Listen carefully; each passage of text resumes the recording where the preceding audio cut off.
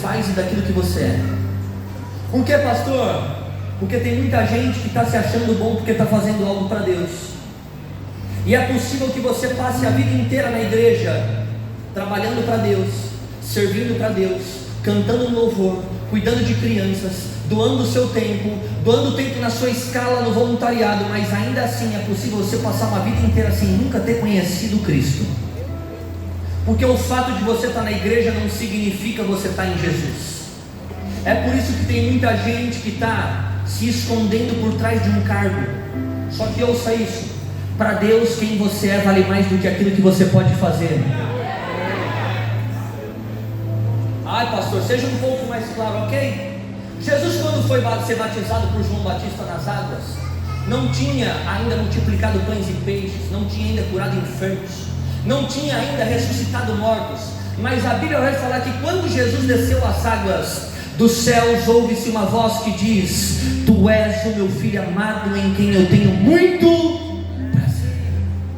Por que, pastor?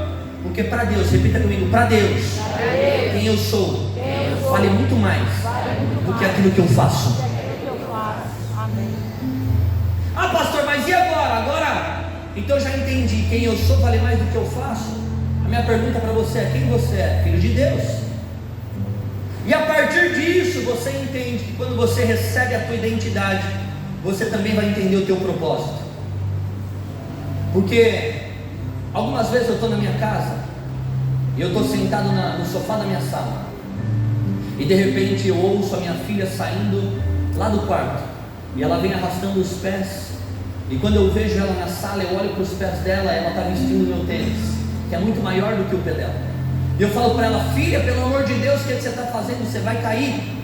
Mas a verdade é que no subconsciente dela, ela pensa o seguinte: se o meu pai anda desse jeito, é desse jeito que eu tenho que andar. Se o meu pai faz desse jeito, é desse jeito que eu tenho que fazer. Se o meu pai anda dessa forma, é dessa forma que eu tenho que andar. Pastor, o que você está tentando me falar com isso? Que o filho só faz aquilo que vê o pai fazendo. Levante suas mãos o mais alto que você puder. Você está aqui nessa tarde para entender que tudo que você viu de Deus é aquilo que você também vai fazer. Pastor, mas o que é aquilo que o pai faz? O pai ama, o pai perdoa, o pai serve, o pai lava os pés, o pai é o primeiro a chegar e o último a ir embora. O pai não olha para o pecado, mas olha para o propósito. O pai não levanta dedo para acusar, mas estende a mão para levantar. Eu declaro essa palavra sobre a tua vida: tudo aquilo que Deus começou em Jesus, Ele continua através de você. E se tem alguém para receber isso, pelo amor de Deus, aplauda Ele o mais alto que você puder.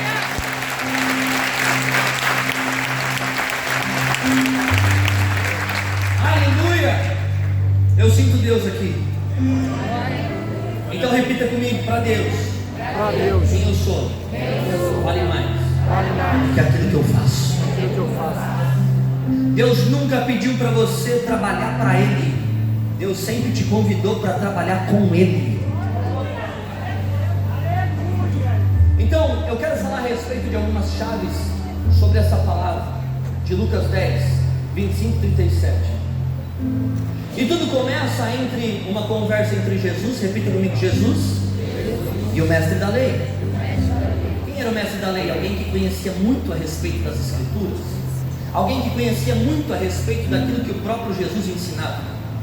Mas a pergunta do mestre da lei para Jesus foi: Jesus, o que eu devo fazer para ir para o céu? Quem aqui deseja ir para o céu, diga glória a Deus. Não agora, daqui 100 anos, amém? Alguns ficaram até calados, você viu? Mas a pergunta do mestre da lei foi: Jesus, o que é que eu devo fazer para ir para o céu? E a resposta de Jesus foi o seguinte: ué, você não é o mestre da lei? Como é que está escrito na Bíblia? E aí ele responde: ame a Deus de toda a tua alma, com toda a tua força, de todo o teu coração, com todo o teu entendimento, e ame o teu próximo como a ti. A primeira chave dessa passagem que todo voluntário precisa entender é essa: eu não sirvo para ir para o céu, mas eu sirvo para manifestar o céu aqui na terra. Como é que é, pastor? A gente quer passar a eternidade com Cristo, mas para isso a gente precisa entender que o céu já começou para nós. Porque para aqueles que estão em Cristo, as coisas velhas já se passaram. Irmão, deixa eu te falar uma coisa: a Bíblia nunca diz que nós iremos até o céu, ela sempre garantiu que o céu virá até nós.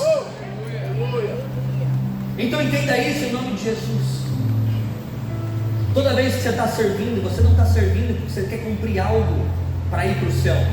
Você está servindo porque esse é o desejo do Pai. Pai nosso que estás no céu, santificado seja o teu nome. Venha a nós o teu reino. Seja feita a tua vontade, assim na terra como é no céu. A vontade não é do céu, da terra para o céu, mas é do céu para a terra. Então entenda isso em nome de Jesus. Já é da vontade de Deus que você sirva na igreja local. Já é da vontade de Deus que você seja uma bênção na vida da tua família. Já é da vontade de Deus que você não vive uma vida de alguém que serve só dentro de 4 paredes, mas que vai para o teu trabalho para ser resposta, que entra naquela faculdade para alguém ver e falar: tem alguma coisa diferente em você. Quando você chega e pisa num lugar, as pessoas olham para você e falam: tem algo diferente em você. Quando você entra, o ambiente muda. Quando você entra, uma paz chega com você. Tem gente que vai olhar para você e vai dizer: quando você chega, tem uma energia diferente em você. Só que essa energia tem nome e ela se chama Espírito Santo de Deus. Então ouça isso. Eu quero desmistificar algumas coisas junto com você, porque deixa eu te falar algo tão relevante quanto a mensagem que é pregada com um microfone. É uma mensagem que é pregada com um sorriso, com um abraço, com uma placa, com uma voluntária no departamento infantil cuidando de uma criança. E ouça isso que vai edificar a tua fé. Há um tempo atrás nós estávamos na nossa igreja e então um motoboy trabalhando entrou na avenida da igreja e sem notar ele estava olhando para o GPS no celular e ele se acidentou. Ele, prestando atenção no celular, ele bateu atrás de um carro. Quando ele bateu atrás daquele carro, os voluntários que estavam servindo já foram direto naquele rapaz que se acidentou e levantaram ele, e a primeira coisa que ele falou foi: eu estou cansado de fazer tudo certo e dar tudo errado na minha vida. Os voluntários viram que ele não se machucou, falaram para ele: vamos fazer o seguinte, você tem uma entrega para fazer? Vamos entrar no carro e vamos concluir essa entrega sua, deixa a moto aqui em frente à igreja. Efetuaram uma entrega com ele, voltaram, falaram assim: bom, já que a sua moto está aqui, depois a gente vai por ela na caminhonete, vamos levar até a sua casa, mas já que você perdeu o seu dia de trabalho, vamos entrar para o culto e receber uma palavra. Quando aquele motoboy que havia se acidentado em frente à nossa igreja entra para dentro de um culto, o louvor termina, o pastor pega o microfone e fala assim: igreja, a mensagem que eu quero pregar hoje é: o que fazer quando você faz tudo certo e dá tudo errado. Irmão, para muita gente isso é coincidência, mas na linguagem do cristão é Jesuicidência. Porque não tem coincidência no céu. Sabe que eu imagino que todo dia que eu vou sair da minha casa tem um radar espiritual, aonde Deus começa a conectar alguém que precisa de uma resposta com alguém que vai se tornar uma resposta, alguém que precisa de uma oração com alguém que vai fazer uma oração, alguém que precisa de um abraço com alguém que vai dar um abraço, uma igreja que está precisando de voluntário apaixonado com um voluntário apaixonado disponível. Ei, será que eu estou falando para um time de voluntário apaixonado aqui? Cutuca quem está do seu lado e fala assim para essa pessoa: começa a se ligar nos sinais de Deus. Eu dava uma cutucadinha e falava assim: ó, você tem que ficar um pouquinho mais esperto, tem que ficar um pouquinho mais antenado. Agora dava uma cutucada e falava assim: ó, se posiciona. Eu nem estou falando de postura de coluna não, irmão, estou falando de postura de posicionamento. Quem está comigo aqui, diga glória a Deus. No final daquele culto teve um apelo: quem quer entregar sua vida para Jesus? E aquele motoboy levantou a mão: eu quero Jesus. Cuidado como você tem chamado algumas coisas na sua vida, porque tem gente que está achando que aquilo que é acidente pode ser um acidente para você, mas para Deus é um novo começo. O rapaz começou a frequentar a igreja algumas semanas passadas e falou assim para mim: pastor, sabe o que acontece? Agora eu quero ser voluntário na comunidade da fé. Ah, é? Eu falei: então vamos servir. Ele falou: só tem um problema, eu quero escolher aonde eu vou servir. Eu falei: lá vem aquela história do me dar uma oportunidade. Eu quero dar um testemunho. Eu falei: aonde é que você quer servir, menino? Ele falou assim: pastor, eu quero servir no estacionamento da igreja, porque foi através de um colete e de um bastão que Jesus me encontrou. E se Jesus me encontrou dessa forma, eu quero me tornar Jesus na vida de alguém lá no estacionamento também. coisa? Sabe quando o culto começa? Não é quando a contagem regressiva roda no painel. Não é quando alguém pega o microfone para falar a paz do Senhor, igreja. Não é quando os instrumentos de louvor começam a funcionar. Pastor, que hora que o culto começa? O culto começa quando o primeiro voluntário chega, porque aonde tem gente servindo tem milagre acontecendo.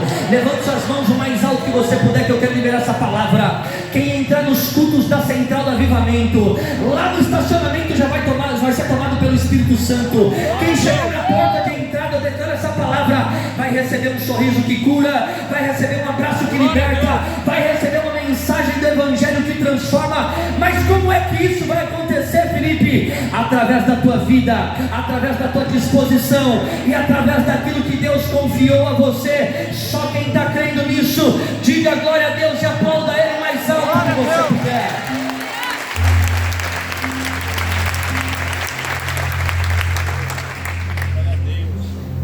Aleluia! Ouça isso. Para Deus não tem gente mais importante ou gente menos importante. Deus não olha lá de cima e fala: hoje eu vou usar mais o Leandro do que o voluntário que está no estacionamento. Irmão, deixa eu te falar uma coisa. Tem gente que vai ser mais abençoado por algo que acontece do lado de fora da igreja do que do lado de dentro da igreja. Tem gente que vai ser curado não pelo louvor que vai ser ministrado, mas pelo sorriso que vai ser expressado. Então pode dar uma dica: pelo amor de Deus, seja agradável na igreja, seja alguém que sorri, seja alguém que carrega alegria, seja alguém que consegue dar um abraço em alguém, mas também não esquece de passar um desodorante. Olha a prova aí. Quem está comigo de glória a Deus? Eu estou falando que a primeira chave é: eu não sirvo para ir para o céu, mas eu sirvo para manifestar o céu na terra. Quando o mestre da lei pergunta para Jesus, Jesus responde a ele. E a pergunta foi: como é que está escrito na Bíblia e como você entende o que está escrito? Porque o fato de você ler não significa que você entendeu. E ouça isso. Tem muita gente que me procura para falar assim: pastor Felipe, somente nesse ano, 6 meses do ano, já li a Bíblia inteira. E eu falo: uau, maravilhoso isso. Fome, desejo pela palavra de Deus, relacionamento, vida devocional, isso é muito bom. Mas Tiago vai falar que pecado não é o mal que eu cometo, mas o bem que eu sei que é bom e deixo de fazê-lo. Não me conte quantas vezes você leu a Bíblia inteira, mas me conte quantas vezes você foi a Bíblia que alguém leu. Tem gente que nunca entraria na igreja, mas quando você entra no trabalho, a igreja chega com você.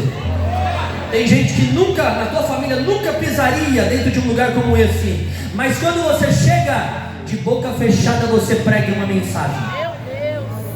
É por isso que tem a frase que fala: pregue, se necessário, use as palavras.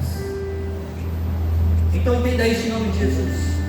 O cristão lê a Bíblia, mas o mundo lê o cristão. Olha para pelo menos 2 pessoas e fala para ela: você é a Bíblia que o mundo está lendo.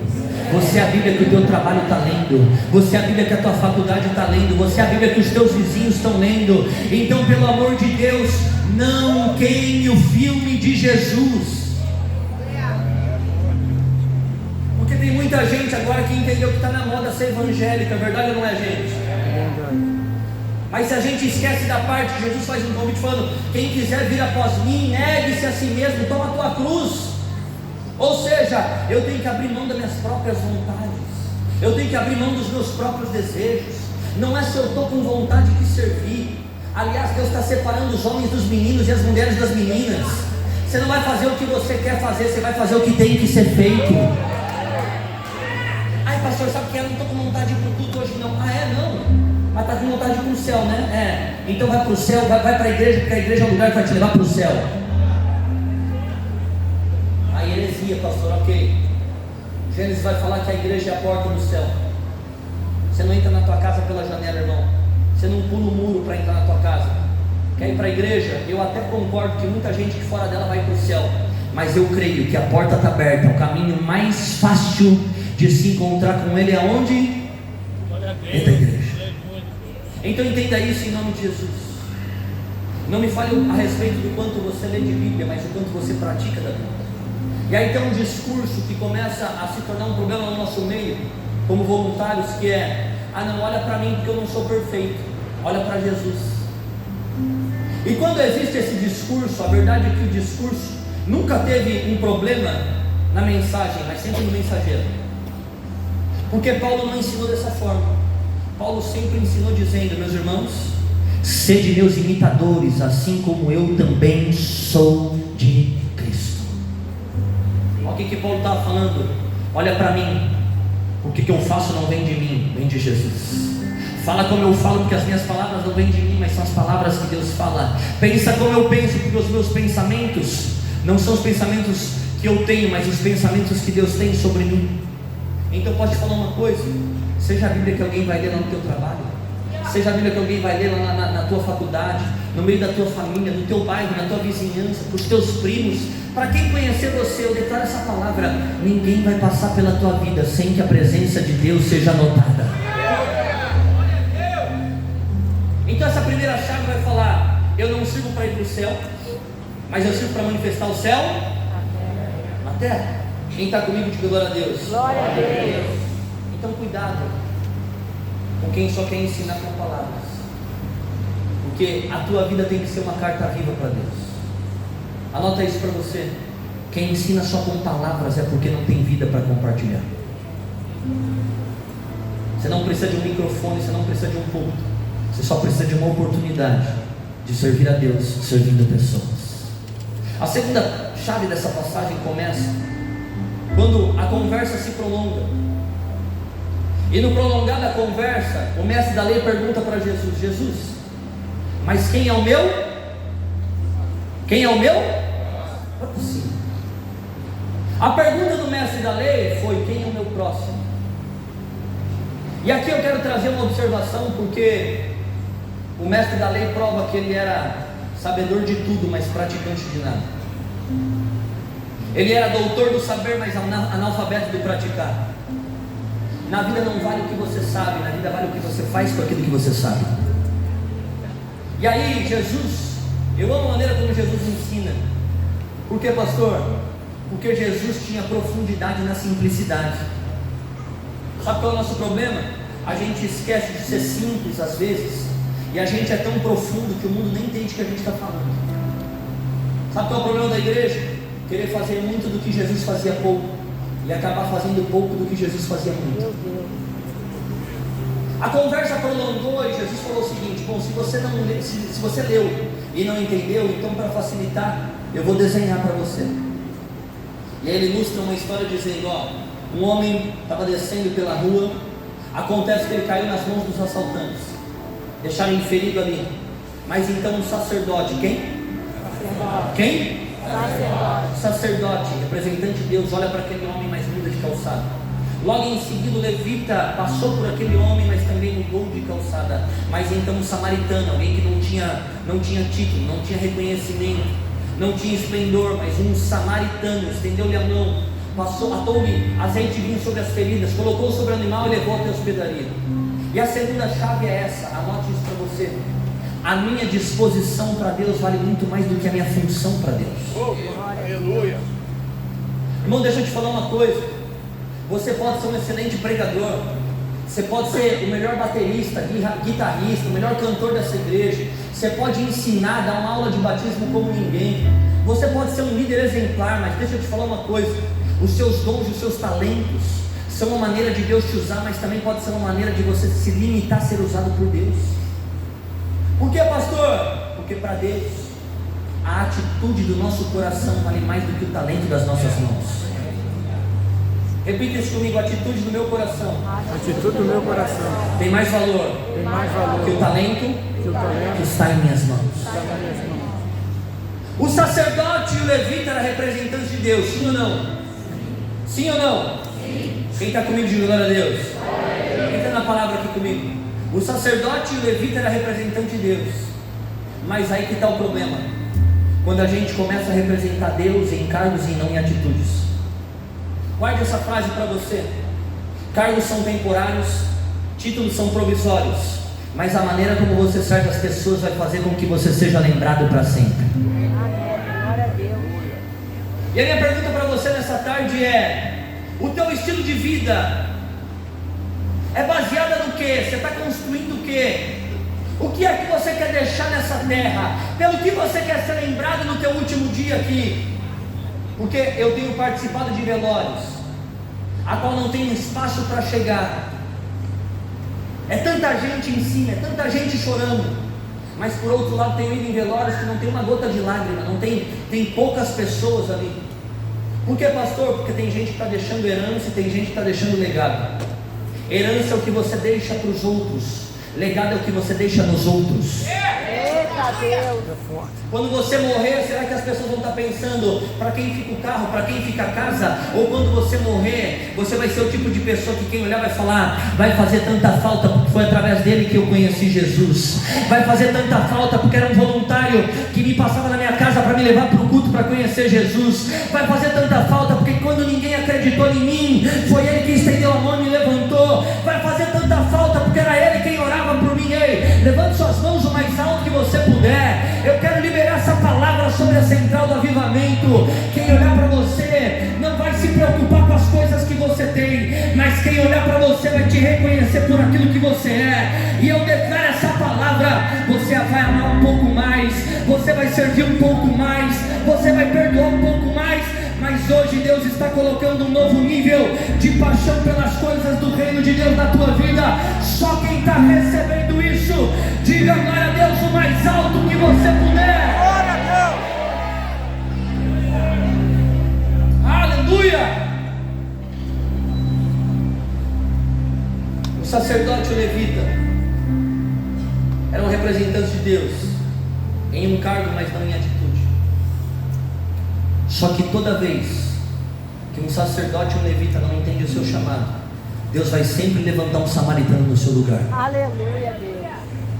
Samaritano não precisa de microfone, samaritano não precisa de agenda, samaritano não depende de dinheiro, samaritano não depende de exposição. Samaritano está em busca do que então, pastor? De uma oportunidade de tornar o nome de Jesus conhecido. Então, a partir de hoje, não desperdice as oportunidades que Deus vai te dar. Vou falar, e vocês já conhecem, o pastor Leandro falou isso, mas é algo que marca a minha vida e por onde eu passo eu falo sobre isso. Alguns anos atrás nós estávamos na igreja, eu estava pronto para ministrar a palavra, e então quando eu vou pregar a palavra, naquele dia, eu tive o desejo de antes de ministrar a palavra no banheiro, e quando eu saio da nave da igreja, vou até o banheiro, alguém deixou a torneira aberta, o banheiro estava todo sujo, e quando eu vejo o banheiro sujo ali, aquilo me incomodou. E guarde isso para você: tudo que te incomoda tem a ver com o teu chamado. Quando eu vejo o banheiro todo sujo, eu logo penso: se na minha casa eu não receberia ninguém com o banheiro sujo, muito menos na casa de Deus. Então eu entro na almoxarifado, pego um rodo, pego um pano, limpo todo o banheiro que estava ali.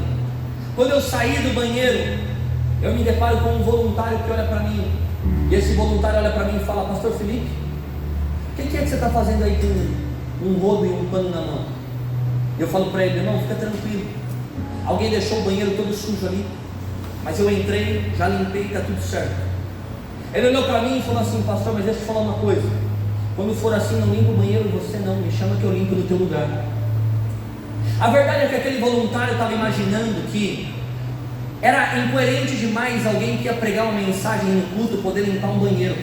Só que deixa eu te falar uma coisa, tão espiritual quando pregar uma mensagem com o microfone é pregar uma mensagem com um rodo e um pano na mão limpando o banheiro.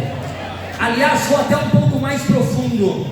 A vantagem é que quem está pronto para servir no banheiro está preparado para servir em qualquer lugar. Porque vir aqui em cima para falar é moleza, meu irmão, mas eu quero ver você servir quando ninguém está olhando. Você chegar na igreja para começar junto com umas cadeiras, você vir durante o dia para pintar a parede, você vir aqui para servir quando ninguém está olhando. Porque deixa eu te falar uma coisa, quando está todo mundo vendo é moleza, mas no secreto é onde Deus vai te honrar. E quando ninguém vê, Deus manda te falar: eu vi e a minha atribuição é galardoadora, ou seja, eu tenho sempre uma recompensa para aqueles que não buscam reconhecimento dos homens, mas a aprovação de Deus.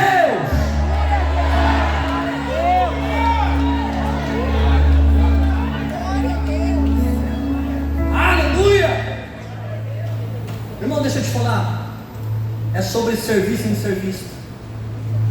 Não é ser visto, é serviço. Então quando aquele voluntário falar isso para mim, ele logo pensou, não, o pastor é grande demais para poder limpar o banheiro. E esse pensamento não é de hoje não, porque Pedro, discípulo, o apóstolo, também em uma ocasião teve o mesmo comportamento com o próprio Jesus. Jesus chega um dia em uma cerimônia e fala para eles, bom, hoje eu vou ensinar vocês como é que funciona a dinâmica do reino dos céus. E ele fala para os discípulos, tirem as sandálias do pé, porque hoje eu vou lavar o pé de vocês.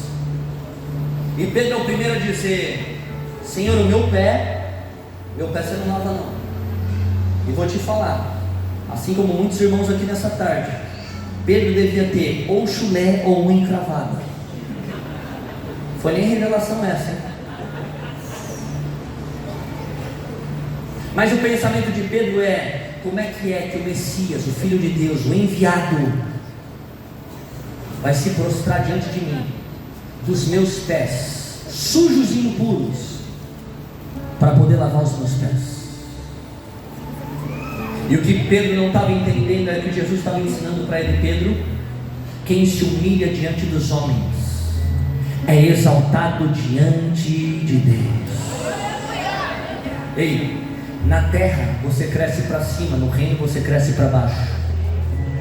Cada degrau que Deus te promove, você desce 2 em humildade. Cada vez que Deus te exalta, você fica menor. Por quê, pastor? Porque dele, por ele e para ele são todas as coisas. Deixa eu te falar uma coisa, meu irmão. A parte boa que vem de você é o Espírito Santo fluindo em você. E a parte ruim, pastor? A parte ruim é você mesmo. É verdade. Então, Jesus lava os pés dos discípulos e Pedro fala, Senhor, se eu não tenho parte contigo, então pelo amor de Deus me lava por inteiro. Aquele voluntário olha para mim, ele pensa que eu sou grande demais para poder pegar uma mensagem com o microfone, mas também lavar um banheiro. Só que sabe qual é a verdade? Tem muita gente passando uma vida inteira dentro de uma igreja em busca de uma oportunidade, achando que a oportunidade vai vir através de um púlpito e um microfone. Só que toda vez que Deus vai levantar um ministério, nunca começa através de microfone e púlpito, mas sempre começa através de bacia com água e toalha. Ai, estou saindo da igreja porque estou sem oportunidade de servir aqui. Ah, é, irmão? Deixa eu te falar uma coisa. Vai carpir o terreno, vai pintar a parede, vai ajudar no ministério infantil, vai vir junto na aula de batismo para preparar o material, faz alguma coisa. Deixa eu te falar uma coisa, Deus nunca chamou um homem que estava parado, ele sempre estava fazendo alguma coisa no reino. Aí acha que a oportunidade vai vir do céu. Fulano, vem cá, vem pregar hoje. Pronto, agora chegou a hora dos exaltados, os humilhados serem exaltados. A irmã já pede, né? Coloca aquela canção lá para mim. Quem me viu passar na prova e não me ajudou. Passados alguns dias eu venho para a igreja, e aquele mesmo voluntário que me encontrou naquele dia, ele estava em frente à igreja. E aí eu olho para ele estava cortando toda a grama da igreja. Eu fui até ele e falei assim, Renan, o que você está fazendo aí? Ele falou, pastor, hoje é o meu dia de folga do trabalho, e eu dediquei o meu dia de folga para vir aqui na igreja, para poder cortar toda a grama da igreja. Eu falei assim para ele, Renan, então faz o seguinte, já tem uma empresa que vai fazer isso, vamos entrar para dentro da igreja, vamos tomar um café, vamos bater um papo, vamos saber como é que está as coisas da sua vida, fazer um discipulado junto. Ele falou assim, pastor, até podemos fazer, mas depois que eu termino aqui. Eu falei, não, não preocupa com isso não, a empresa vai cuidar aí.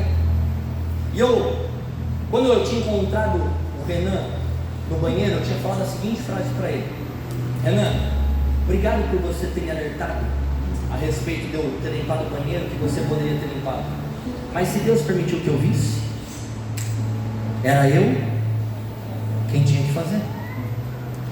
E aí o Renan olhou para mim naquela ocasião, e quando eu falei para ele, não corta a grama, mas entra para dentro da igreja comigo, sabe o que ele fez? Desligou a máquina de cortar grama, tirou o óculos da cara, olhou para mim e falou, pastor, se Deus permitiu que eu visse, então era eu quem tinha que fazer. Aleluia! Glória a Deus! Porque sabe de uma coisa? As suas palavras até convencem as pessoas, mas só o teu exemplo vai arrastá-las a seguir Jesus.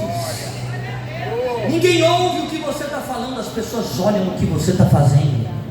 Então represente Jesus em tudo aquilo que você faz. Sabe quando o problema começa na nossa igreja? Quando a gente começa a terceirizar para os pastores e para os líderes aquilo que nós devemos fazer. Irmão, se Deus permitiu que você visse, era você quem tinha que fazer. Aí sabe quando o problema começa? Quando o pastor tem que ter o espírito, não é da revelação, da adivinhação. Irmão, como é que a central do avivamento, uma igreja relevante como essa, tão grande, que muda a história de uma cidade, de uma região, como é que o pastor vai saber o que está acontecendo com todos os membros? Não tem espírito de adivinhação. Aí começa, estou saindo da igreja, sabe por quê? Fiquei uma semana lá em casa, ninguém me ligou. E a minha pergunta é, pois é, e quando alguém ficou em casa durante uma semana, para quem foi que você ligou? Aí sabe o que é, pastor? Eu passei por dificuldade, ninguém levou uma cesta básica para mim. E por quem foi que você levou uma cesta básica? Aí sabe o que é, pastor? Eu enfrentei uma depressão, ninguém orou por mim. E por quem foi que você orou? O problema começa quando a gente exige dos outros aquilo que a gente mesmo não faz. O problema começa quando terceirizamos para Deus e para o pastor aquilo que nós precisamos fazer. Só que nessa tarde Deus te trouxe aqui para te dizer, filho, se eu permitir que você visse, então era você quem tinha que fazer. A partir de hoje, levante suas mãos o mais alto que você puder. A partir de hoje acabou o vitimismo. A partir de hoje acabou a procrastinação. A partir de hoje acabou esse negócio de ficar transferindo para os outros o que Deus está mandando você fazer. Ei, Deus está falando para essa igreja, quem vai ganhar a tua casa e a tua família é você. Quem vai evangelizar os teus amigos é você. Quem vai ser o primeiro a servir é você. Quem vai se levantar com uma resposta nessa geração é você. Só quem é essa pessoa, dá um grito aí, aplauda Jesus o mais alto que você puder. Aleluia!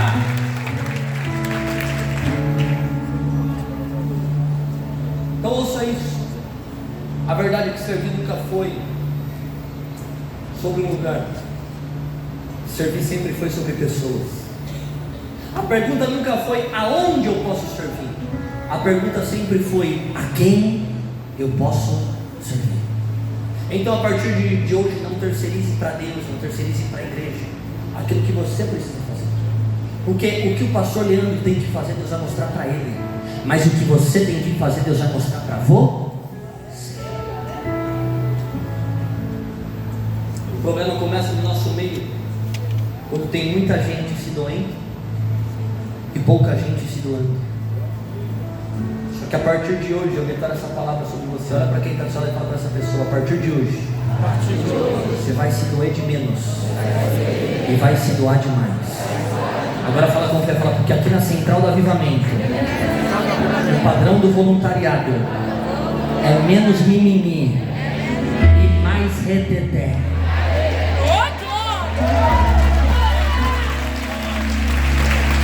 Pelo amor de Deus, se tem um pentecostal, faz um barulho aí. Se tem um povo do reteté, faz um barulho para Jesus, pelo amor de Deus.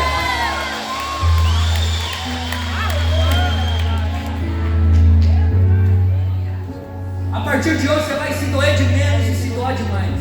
Porque insatisfação, irmão, deixa eu te falar uma coisa. Se for para sair de casa para criticar, fique em casa, porque o diabo já faz isso por você. Ai, vim para a igreja, você viu, o culto não foi bom hoje, né?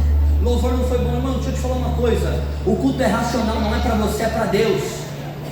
Ah, o louvor não gostei hoje. Que bom, não era para você, era para Deus. Se Deus recebeu, pouco importa se você gostou ou não. A minha pergunta é: no louvor você adorou, você levantou a mão, você orou por alguém, você ofertou, você entregou o seu melhor. Então, a partir de hoje, em nome de Jesus, não vem para se doer na igreja, não, vem para se doar na igreja. E a terceira chave dessa passagem, e com isso eu parto para o final, vai ser a parte mais... Não, peraí. A terceira chave aqui eu parto para o final. Espírito da falsidade. Peguei. Aqui, hein? É o começo do final, então, não é o final. Espírito da falsidade de novo. Ouça isso. O sacerdote e o levita não entenderam que servir a Deus não era a respeito do Santo dos Santos, mas era representá-lo também fora do Santo dos Santos. Servir a Deus não é ser um voluntário que veste a camisa só na central, mas ser o melhor pai que os seus filhos podem ter, ser o melhor funcionário que a sua empresa poderia ter. Ai pastor, mas deixa eu te falar uma coisa, você não está entendendo, o meu patrão ele é católico, ele é espírita, ele é bandista. Deixa eu te falar uma coisa, meu irmão, Jesus não morreu para você ser evangélico, Jesus morreu para você ser um discípulo dele.